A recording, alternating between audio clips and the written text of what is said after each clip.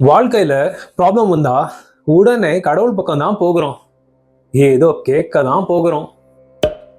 கேட்க தான் இல்ல. ஆனா சிவா மனுஷங்களுக்கு எப்படி கேட்கணும்னு சொல்லல, எப்படி வாழணும்னு தான் காமிச்சாரு. சிவாவை நினைச்சு பாருங்க. லக்ஸுரி இல்ல, பேலஸ் இல்ல, கிரவுட் இல்ல, நாம எல்லாம் கம்ஃபர்ட்டுக்காக ஓடிக்கிட்டு இருக்கோம். ஆனா சிவா அமைதியா உக்காந்து ஒரு விஷயத்த காமிக்கிறாரு. பீஸ், அமைதிக்கு பெருசா எதுவும் தேவையில்லைன்னு. அப்போ நாம ஓடுறதெல்லாம் தேவையில்லையா? தேவை இல்லைன்னு இல்லை, ஆனா அதுக்கு நாம அடிமையா இருக்க தேவையில்லை. சிவா கிட்ட கோல்டு இல்லை, டைமண்ட் இல்லை, சாம்பல் மட்டும். ஏன்னா இந்த வேர்ல்ட்ல நாம வேல்யூ கொடுக்குற எல்லாமே ஒரு நாள் சாம்பலா தான் போகும். அடுத்து பாய்சன் அண்ட் ரெஸ்பான்சிபிலிட்டி. பார்க்கடல்ல கடைந்தப்போ விஷம் வெளியே வந்தது. சிவா கேட்கல, இது யார் தப்பு, எனக்கு ஏன் இது. அவரு விஷத்தை கழுத்துல தாங்கினார். இப்போ தெரியுதா நீலகண்டான்னு ஏன் பேர் வந்ததுன்னு? ஆனா அது ரொம்ப அன்ஃபேர் இல்ல? அன்ஃபேர் தான். ஆனா சில பேரு ஃபேர்னஸோட இல்லை, பேலன்ஸோட வாழ்றாங்க. ஹீரோவை காட்ட இல்லை, சாக்ரிஃபைஸை ப்ரூவ் பண்ணவும் இல்லை, சமநிலைய காப்பாத்துறதுக்காக. சில பேர் இருக்காங்க, எல்லாருடைய நெகட்டிவிட்டியும் அப்சார்ப் பண்ணுவாங்க, பேசாம புகழ் எதுவும் எக்ஸ்பெக்ட் பண்ணாம. சிவா அப்படிதான் இருந்தாரு. அடுத்து ஃபியர் அண்ட் அக்செப்டன்ஸ். கழுத்துல பாம்பு, கண்ணுல நெருப்பு. சிவா ஃபியரை ஃபைட் பண்ணல, ஃபியரோட வாழ்றாரு.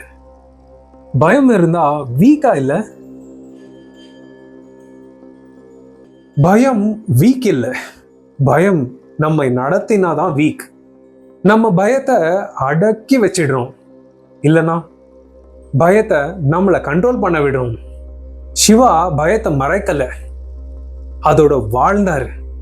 அதிகாரம் இல்லை, ஒப்புக்கொள்ளுதல். அடுத்து டிட்டாச்மெண்ட், நாட் எஸ்கேப். சிவா டிட்டாச்சா இருக்காரு, ஆனா எஸ்கேப் பண்ணல. அவரு ஹஸ்பண்ட், அவரு ஃபாதர், அவரு கிரியேட்டர், அவரு டிஸ்ட்ராயர். டிட்டாச்மெண்ட்னா ஓடி போகிறது இல்லை. அப்போ எல்லாத்தையும் கேர் பண்ணலாமா இல்லை விடணுமா? கேர் பண்ணலாம், ஆனா கண்ட்ரோல் பண்ண வேண்டாம். டிட்டாச்மெண்ட்னா லைஃப் நம்மளை ஓன் பண்ண விடாம இருக்கிறது. சிவா லைஃப்ல ஃபுல்லா இன்வால்வா இருந்தாரு, ஆனா எக்ஸ்பெக்டேஷன்ல மட்டும் சிக்கல. சிவா நம்ம கிட்ட பெக்கிங்க கத்துக் கொடுக்கல, டிபெண்டன்சியும் கத்துக் கொடுக்கல. அவர் நமக்கு காமிச்சது ஸ்ட்ராங்கா எப்படி நிக்க முடியும்னு, சைலண்டா எப்படி இருக்கணும்னு, சிம்பிளா எப்படி வாழலாம்னு. அப்போ ஏன் சிவா கிட்ட நாம தலையை சாய்க்கிறோம்? பவருக்காக இல்ல, மிராக்கலுக்காகவும் இல்ல, பேலன்ஸ்க்காக. நாய்ஸி வேர்ல்ட்ல அமைதியா இருக்க காமிச்சதுனால, கிரீடி வேர்ல்ட்ல சிம்பிளா இருக்க காமிச்சதுனால, இன்டென்ஸா இருந்தாலும் குரூவலா ஆகாம இருக்க காமிச்சதுனால. ஸோ இதுல இருந்து நமக்கு கிடைக்கிற அந்த ரிஃப்ளெக்ஷன் என்னன்னா, மேபி அவரு நமக்கு பிளைண்டா கடவுளை வர்ஷிப் பண்ண சொல்லலை, அப்சர்வ் பண்ண சொல்லியிருக்கலாம், புரிஞ்சுக்க சொல்லியிருக்கலாம், கொஞ்சம் கொஞ்சமா ஃபாலோ பண்ண சொல்லியிருக்கலாம். இந்த மகா சிவராத்திரி சிவா கிட்ட மட்டும் பாவ் பண்ணாதீங்க. அவர் லைஃப்ல இருந்து எந்த ஒரு குவாலிட்டியை நீங்க உங்க லைஃப்க்கு கொண்டு வர முடியும்னு யோசிச்சு பாருங்க.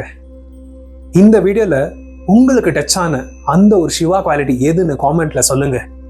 இந்த வீடியோ உங்க மனசுக்கு வேல்யூ கொடுத்திருந்தா லைக் பண்ணலாம். இந்த மாதிரி அமைதியான கருத்துக்கள் உங்க வாழ்க்கைக்கு தேவைன்னா சேனலுக்கு சப்ஸ்கிரைப் பண்ணலாம். இது ஒரு உபதேசம் இல்லை, எனக்கு தோணின உண்மை மட்டும். நான் விவேக், டிசைனர். இந்த மகா சிவராத்திரி மட்டுமில்லை, எல்லா நாட்களும் அமைதியாக இருங்க. நன்றிகள்.